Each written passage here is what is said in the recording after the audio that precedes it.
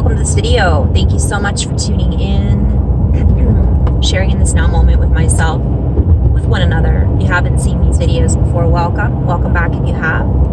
My intention is unity in the highest levels of love light. I recognize that it's dark right now. It won't be in just a moment. I was just planning on recording this and not doing a video, but I figured, okay, I'll just go into flow and might as well video record it as well. Oftentimes I get activations and downloads when I drive, as I'm sure many of you do as well. And also, I have a tendency to record. I have probably thousands of hours, at least hundreds of hours of recordings that I haven't posted, that I have recorded over the last year, that I've meant to put on a podcast. I've talked about this before, and I still have to figure out the whole podcast thing. So anyways, I'm just going to go into flow. Little light language, and apologies, I don't have my microphone. As I mentioned, I wasn't planning on recording this.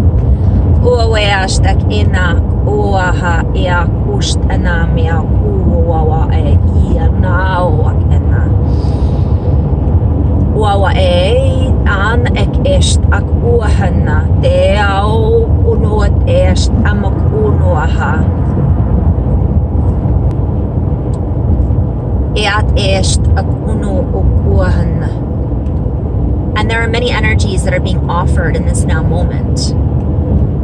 There has been a retrieval, if you will,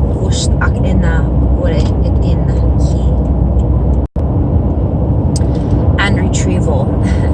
Lots of plays on words. So essentially what I'm seeing is, hello, well, let me just keep going.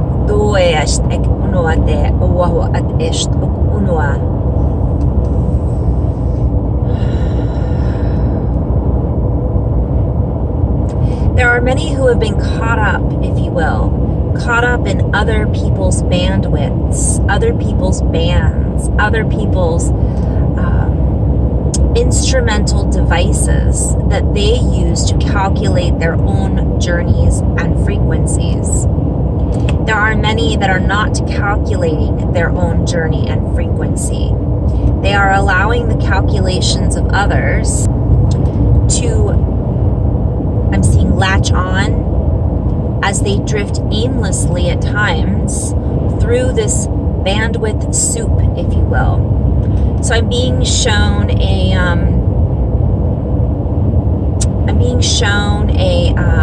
spaceship, which makes me think of David Bowie. But I'm being shown a spaceship, and a lot of people are, ooh, what's over there? I'm going to check that light out. What planet is that? And then they get pulled in, tractor beams. That's a Dumb and Dumber reference, but tractor beams, like they get pulled in then to that bandwidth and that frequency, and it pulls them off course. So I'm seeing several different variations here. One is, are we on course? Are we doing what we need to do? Are we doing the work? Are we recognizing that we've have our own missions, if you will? And I don't even like to use the word mission all the time, but you know, is our journey that relevant to someone else's journey and vice versa? What I'm hearing is a lot of people are like on the bandwagon. They're jumping on this bandwagon. Like they want to be a part of something. They want to have a mission. So they're jumping into somebody else's mission and taking it on as their own.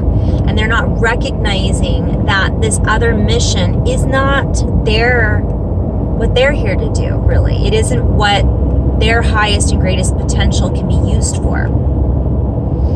And it becomes, as I've discussed before, a big distraction.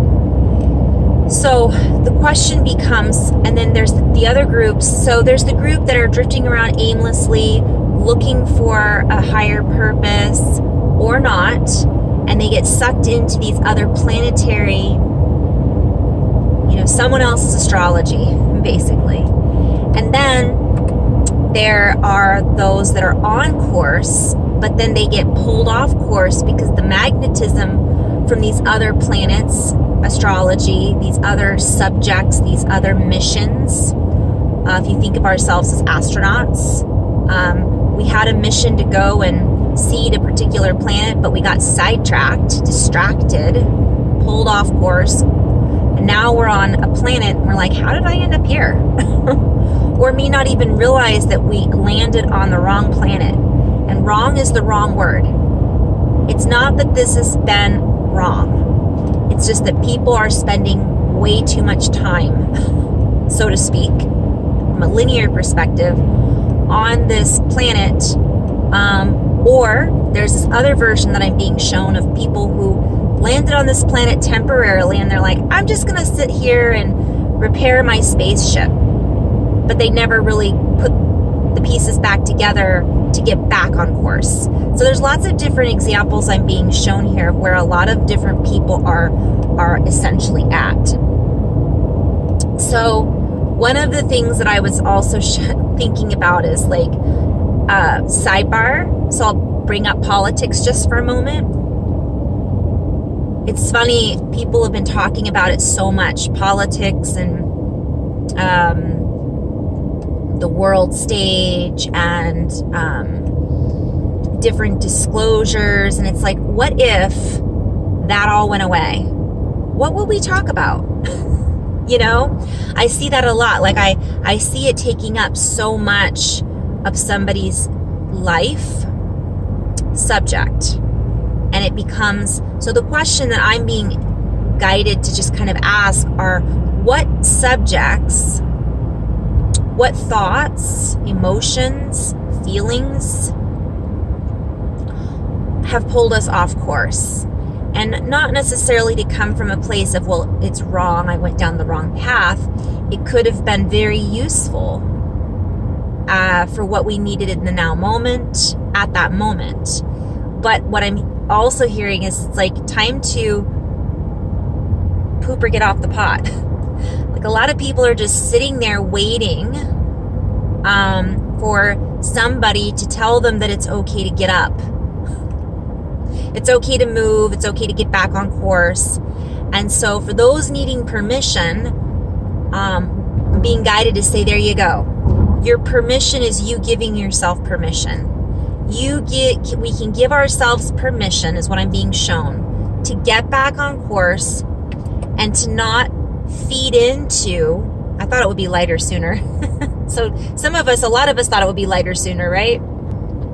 But I'm kind of being shown like, let's give ourselves permission to get back on course and to stop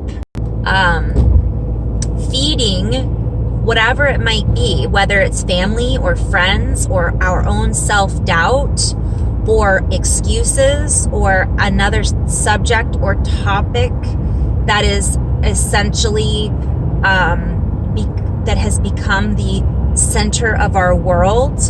I recognize this. I went through this as well with some subjects, and I was guided to remember essentially that this isn't my subject. That isn't what brings me joy. This isn't something I need to focus all of my time and attention on. Is this making me feel peaceful and blissful and joyful? And some people think that they're still balancing it out because they're exercising and they're eating right. And then they dive back into these subject matters. That isn't the work. As I like listening to Andrew Bartz's. He's been a huge teacher on my journey years ago. I listened to him and my mind was blown, and I had all of these aha moments based on what I was seeing. And now I recognize that all of that, listening to his teachings, I love listening. I haven't listened recently to hardly anybody else because I've been on my own journey. But when I feel like diving into something, I love listening to something that makes me feel expansive or that helps me understand more of who I am and what this is all about, even though I know innately what it's all about. I forgot I don't have my microphone. So for example, some people feel more expanded, and I'm going to use, let's say, disclosure or a truther. they watch these videos and they're awake. They're like, I learned so much. That makes me feel expansive.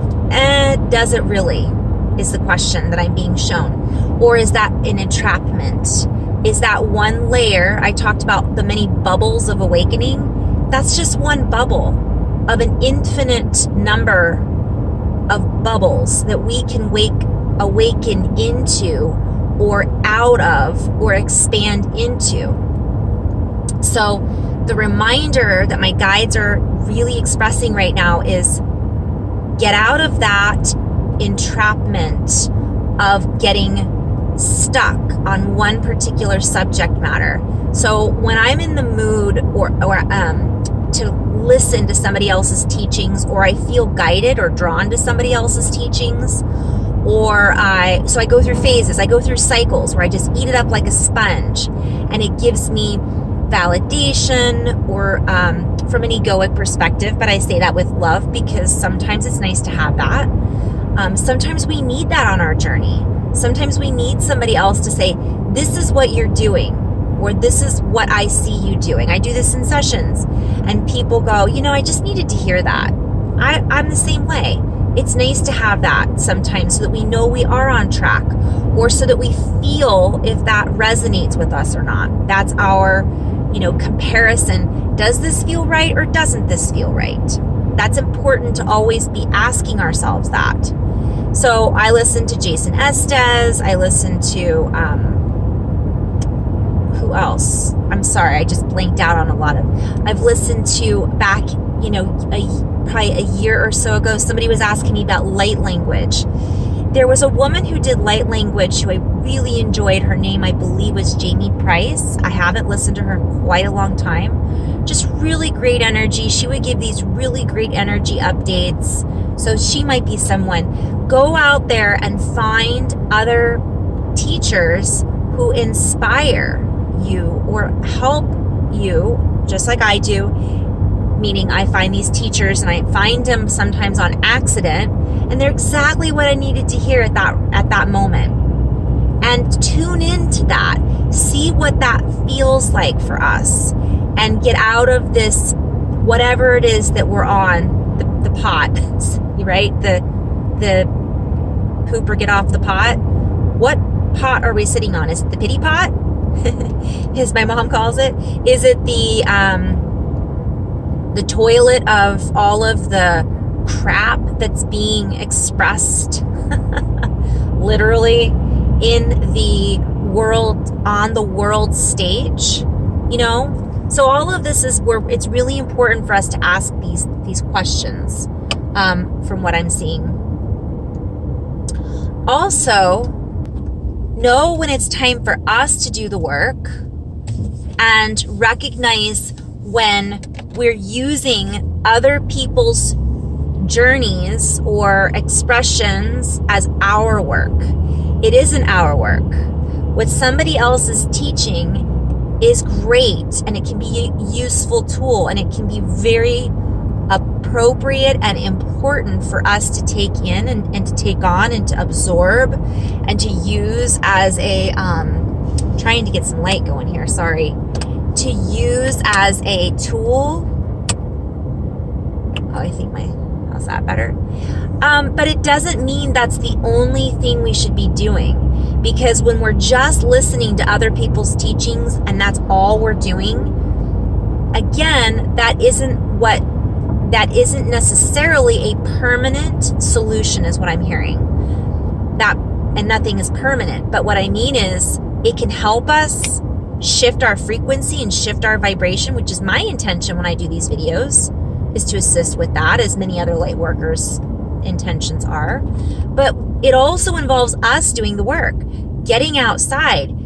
Exercise and food is part of it, but so is meditation and prayer. If we're not meditating and we're not praying and we're not doing that type of work to increase our frequency, to get into a space of love and light and higher knowing, connecting with our own guidance team and our own support network, which is there, our entourage, which is waiting for us to essentially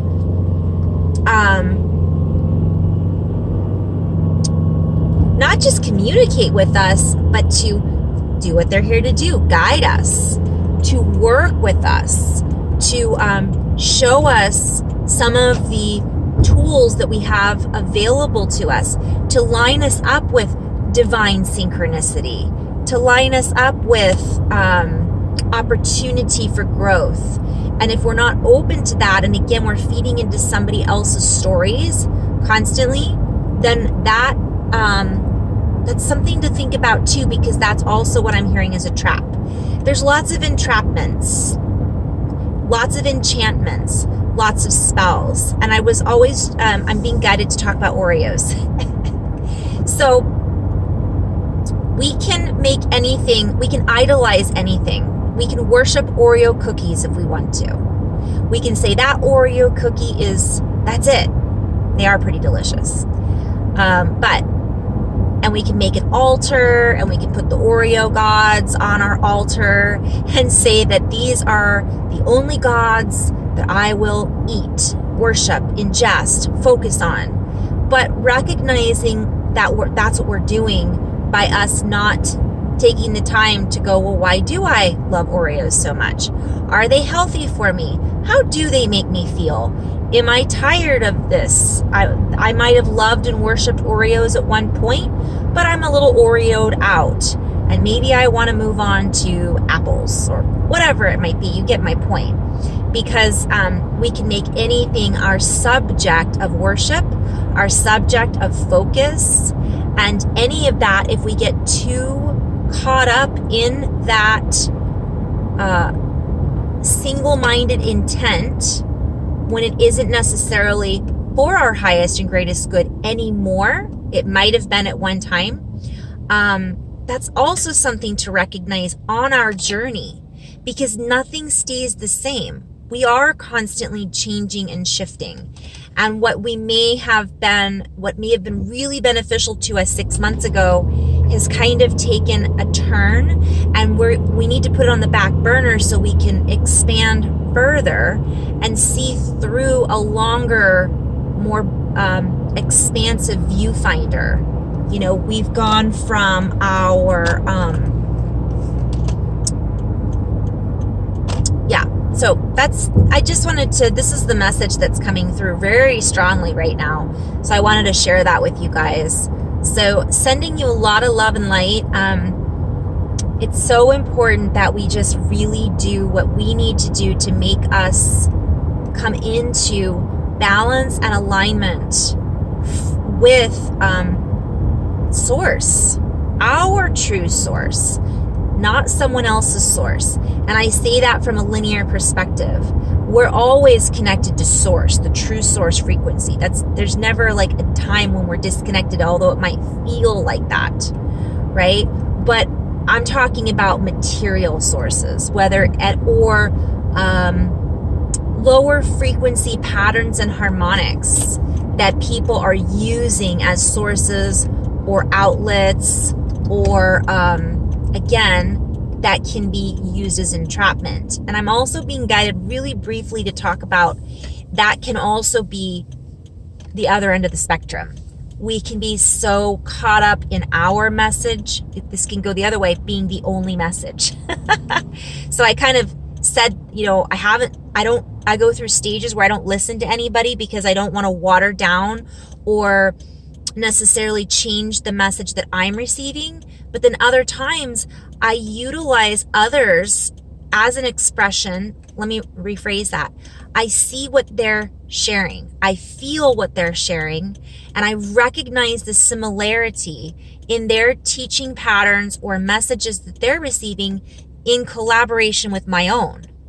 Therefore, that allows me to expand even further into my understanding, if that makes sense. But on the flip side, we can also get caught up thinking that our teaching or our messages or who we're working with or our belief, our religion, our political views, our spiritual views, our social views, opinions are the only way to go. And that can be dangerous too, is what I'm hearing. As we know, that can be limiting And that can also be a trap. So just the more we are patient with ourselves and the more we stay in that flow of, again, how do I feel during this? How do I feel, and am I too stuck in one particular view, in one particular habit pattern? Is this still working for me? Did it work for me a year ago? And why did it work for me then? And why is it not working for me now? So these are all things that we're being invited to ask ourselves. So I have people that watch my videos and they tune out for a while. And then they come back in and they're like, oh, I forgot. That's just how it works. I do the same thing. But we're really being invited to tune into ourselves. That's the key. Not worry about everything else that's going on outside of us. So in love and light, guys, have fun creating and sharing and learning and expressing. And namaste.